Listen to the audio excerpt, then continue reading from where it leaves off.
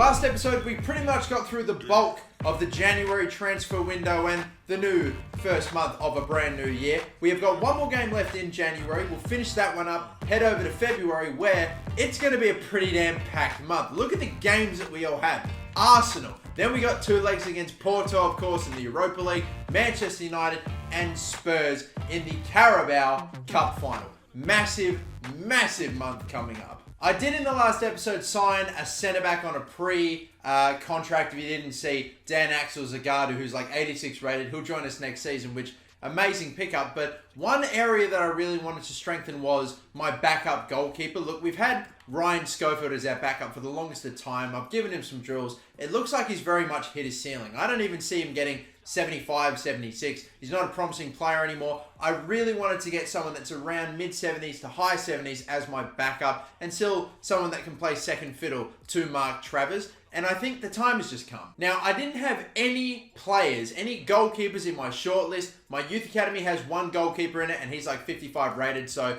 I won't be able to train him up. However, I did come across, as I'm just trying to find him, I think I just passed him here, Nick Shinton. This man is 6'4". If we look at his goalkeeping ability, he is the highest rated player that is loan listed. It's a good way of getting a gauge on some goalkeepers' attributes regardless. I mean, there's only two things you got to look at. If athleticism, it's like whatever. The goalkeeping attributes, that's what we're paying attention for. He's between basically low 70s and mid 80s, which means he falls pretty much perfectly where we want him. And not only that, he's worth 13 million, but he's got a release clause of just 6.3. So he looks like a bloody bargain. I've only just found him now, and I'm pretty damn dead set keen on pretty much signing him straight away, so long as he actually ends up being around that mid to high 70 mark, which I'm sure he will be. I'll sign him in the transfer deadline day when I know as much about him as I possibly can. We'll start off by simming this game against Wolves, as we saw in February, some gigantic games I need to play all of. So with the main team at home, hoping to get a good result against Wolves, and we do just that with Ikone and Incham picking up a 2-0 win. Great stuff. We need to start getting as many good results as possible toward the later stretch of this season, because we're right there for a Champions League spot. But as you can see, that win did indeed put us up into the top 4 after, Chelsea, I assume, must have gotten a draw or something, whatever. Regardless, we are in that 4th spot. That's ultimately where we want to finish at the very least. And since I don't really have a lot of, first team players I can or want to give drills to, I'm finding myself training a lot of my youth academy players. Vanden Bosch is flying with his overalls, but that's just because his attacking drills for a striker are so damn low we needed to work on. But now we finally do make it to deadline day, and I guess we will know about as much as we can about that goalkeeper by now. We still have no idea about an overall. Unbelievable. We just have confirmed what his weekly wage is at Club Bruges, 4.5, but we can easily buy that man. I'm going to just pay that release clause, which is an absolute bargain for a guy of his overall, and I would like to think he hopefully has a bit of potential. He's getting himself a bit of a pay rise, 15k and a signing bonus of a little over 100,000, appearance bonus for 5. Gosh, even this season, I don't know if he'll make 5 appearances. It'll be tough for him, but I'm pretty happy to pay him that, for a rotation squad role. That seems pretty reasonable for a Premier League club. So yeah, there we go. So this Shinton fella ends up being 2 overall higher than Schofield, but he's also 2 years younger, a little bit taller. His handling and his kicking ability is way better, but his speed and positioning is a bit down, as well as the diving too, but not by too much. So at the end of the day, Shinton is that slightly better goalkeeper, I would imagine, as good as Schofield is. He plays above his overall. I think we are in agreement with that, but I feel like this Shinton guy, whereas Schofield has just gone absolutely nowhere over the last season or 2 with his overall. I hope this guy might actually have a bit of room for him to grow. I honestly don't even know if there's a cup game or anything like him to even make his appearance in this season. He might have to wait till next season, as Nuno Tavares is just apparently chilling, doing his thing. But yeah, anyway, we've got that down. I don't really know who else I want to sign. There's no player in the team that I absolutely need to, replace or anything like that. No position I need filled. We're pretty right, I'm just going to keep advancing forward. And if we get a transfer offer for a player, which is really interesting, I'm just going to have to play it by what I get, really. At the moment, it's just loan offer after loan offer for all the players I'm actually trying to get away. hasn't even really been that much transfer activity outside of us as well. 45 mil for Olivier and Charm, intriguing. That is a pretty decent amount for, you know, given what his overall is, what his age is, and the fact that I could apparently get him for 127 mil. I don't buy that for a second, but I could delegate, maybe. Yeah, like, legit. We've now made it to the end of the deadline day. I knew that was going to happen. I knew we weren't going to be able to sell them in time. So, yeah, a uneventful deadline day has turned into exactly what I expected it to be. But now, though, we have some monthly scouting updates. So, hopefully, we get a little something going there. In Italy, no standouts. Ronaldo is... Oh, he's already gone, apparently, so we can just remove him. We've got Giordano, if that's how you were to pronounce that one. Potential is good, but maybe not as good as it could be. Lombardi, maybe there's a chance for him there. Value is okay, and the potential is okay. I might go for him, but I'm actually having to remove a player from the youth squad to free up space. Right, you know what then? In that case, I'll promote this striker, Thijs van den Bosch, if, again, that is how you say that. And then I've got some 17-year-olds, Liam Robson. Maybe not one of my most incredible players, but we can promote him. We've got Peter Lewis, who I can promote, and he does look like he'll have pretty nice potential, so promoting him too. And there's one other striker here who...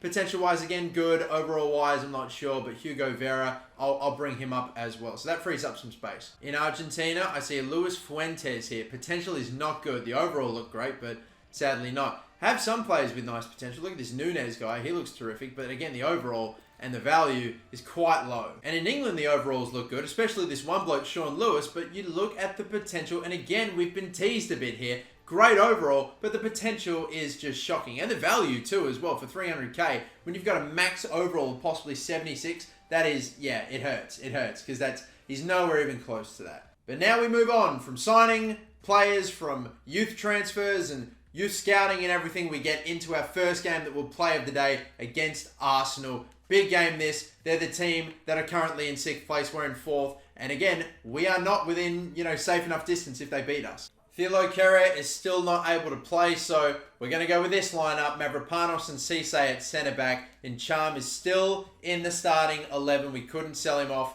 So, yep, he's still there. But everyone else is the same, except for Hunter, by the way, that has gone up to now 92 overall. Unbelievable. I'd have to look at what Mbappe's rating is, but he might be getting damn close to the highest rated player in the game. We may soon have the highest rated player in the game.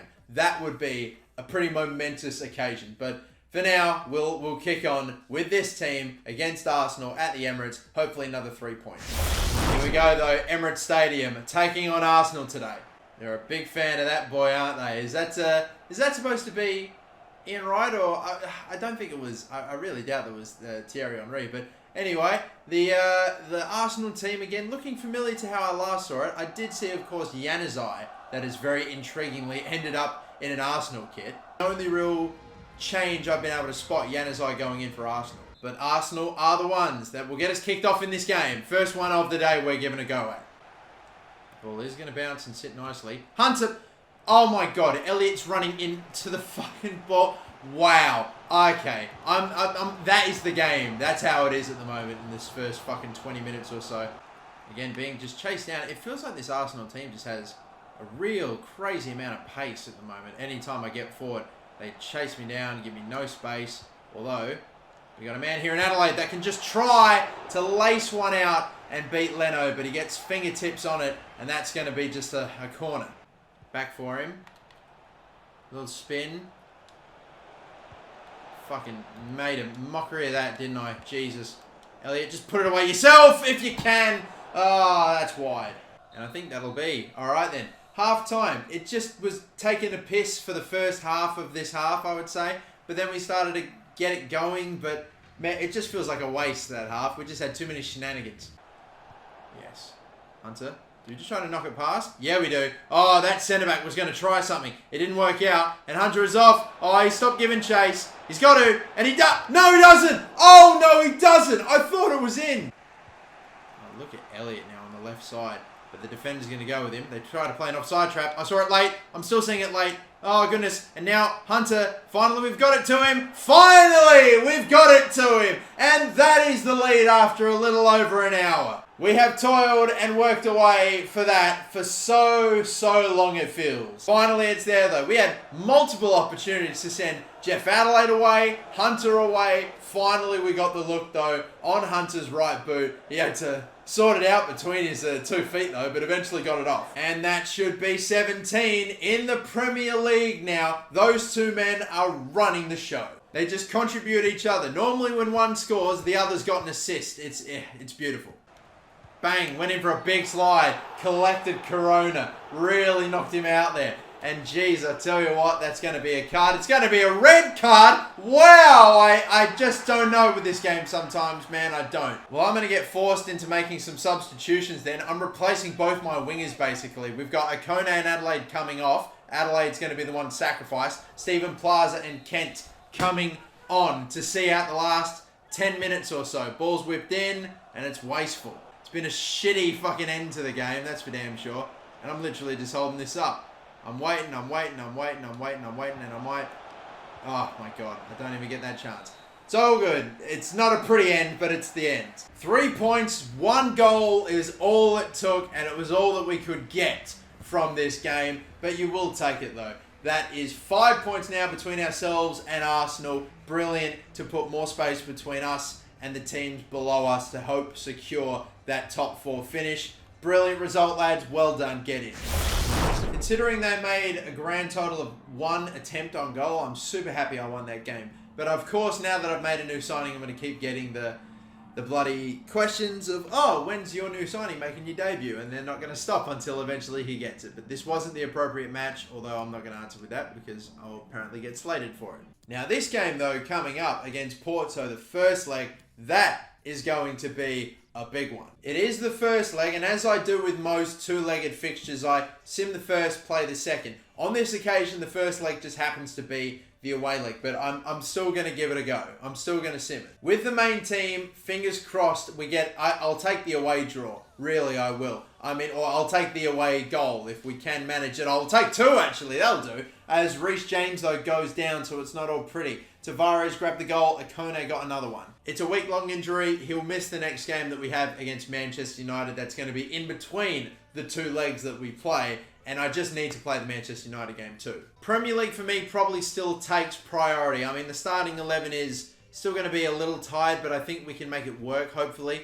in this game because there'll be a 3 or 4 day break until the second leg in the Europa League. But if I need to rotate for that one, I'll rotate for that one. This needs to be my full strength side because, look, I know we still have a game left to play, but we are now outside of the top 4. Like, it's still so close. There are 5 teams there that look like they're all battling for those 4 spots. I guess some teams, like Man City, the team on top, and I suppose Manchester United will have a bit of an easier time of that, but for this game, I am being forced into substitutions. We have got Kent starting at left wing for a suspended for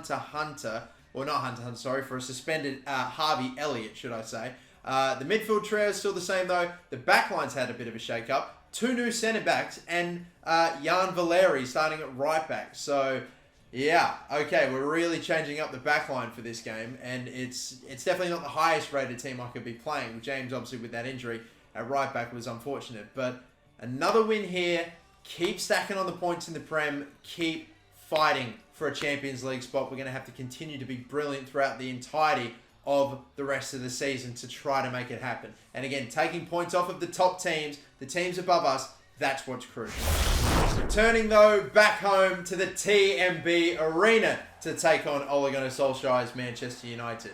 United have still got David De Gea, their back line with Maguire and Wan-Bissaka and Williams. All right, that's interesting. Barrios is a new one with McTominay. I remember that attacking 3, and Lautaro Martinez is starting ahead of Harry Kane. They've got Gnabry, they've got Sergino Dest as well as Eric Bailly, Mason Greenwood.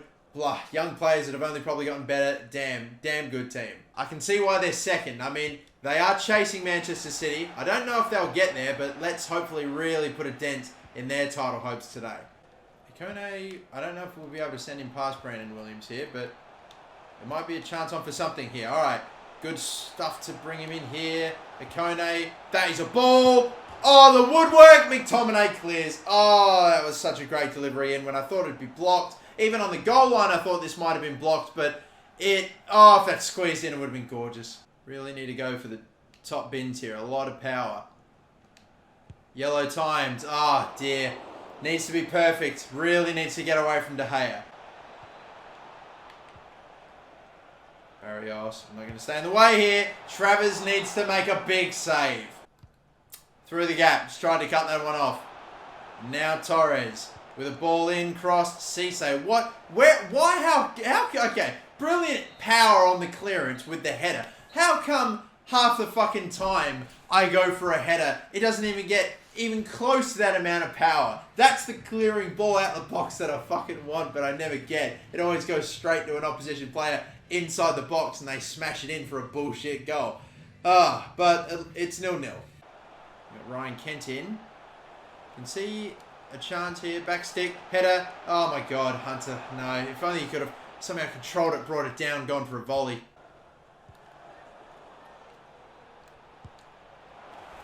Oh, what a fucking cunt of a hit. Oh, God. He's brought it down, controlled it, and I've got no one closing him down. No one's close to him. I had to fucking take control of one of my centre-backs in Cisse. Like Gnabry. Oh, God damn it. Brought onto the pitch only recently. Curls one in. When that fucking ball got past to Serge Gnabry, and I realised I didn't have a single midfielder or anyone, really, for that matter, close to him, I was like, fuck. Had to switch to Cisse. Took a bit too long to do it, but still couldn't stop that. I mean, come on. It's just going around him with ease. Oh my god, Incham coming out of nowhere. But they might grab another goal the exact same way. Will they? No. It's a free kick again. Oh my god, it's fucking just ridiculous. I can't win the ball back. I can't get a move to go. It's just, I'm running out of fucking time here. And I'm nervous about a 19-yard free kick. I've just got to put someone on the line.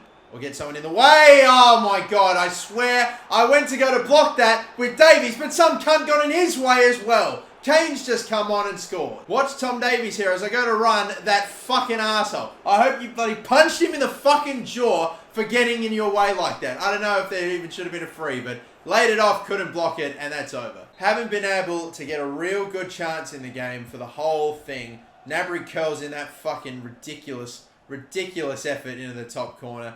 And now that free kick getting blocked off it from making the block as well, that would seal it.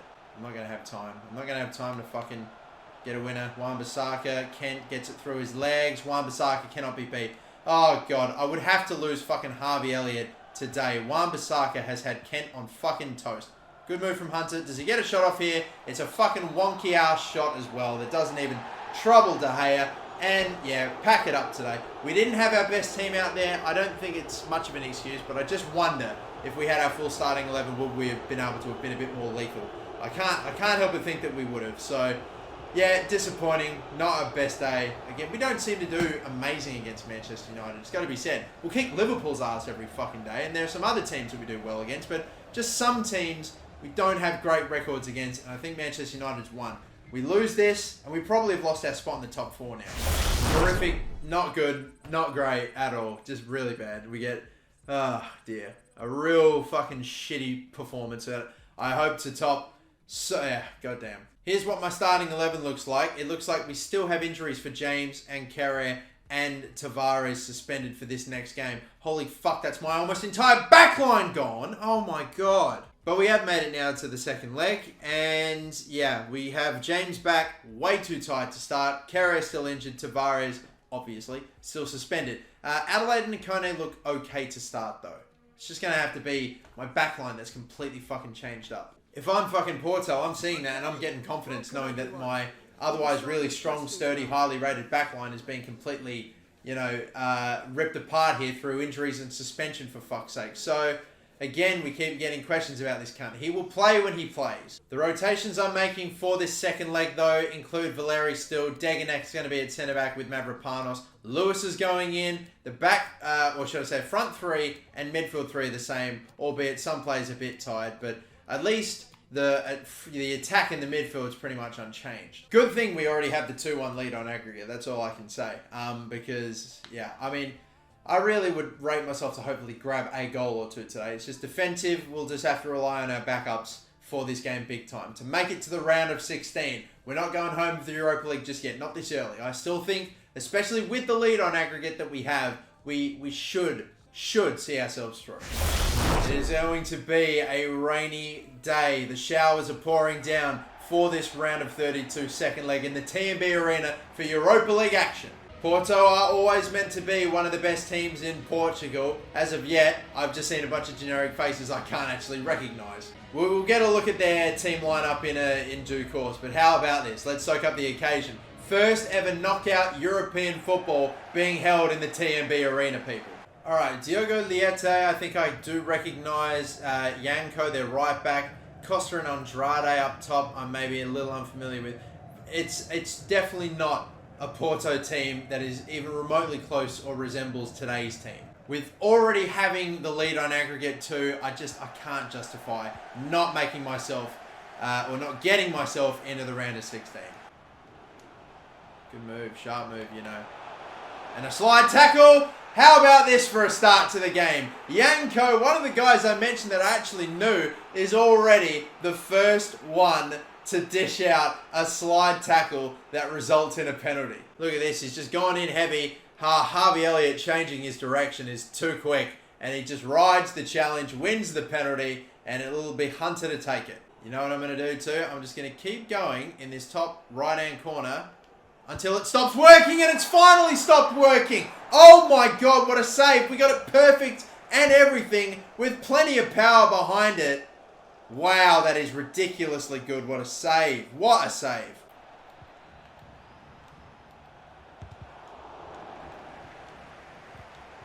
Fucking.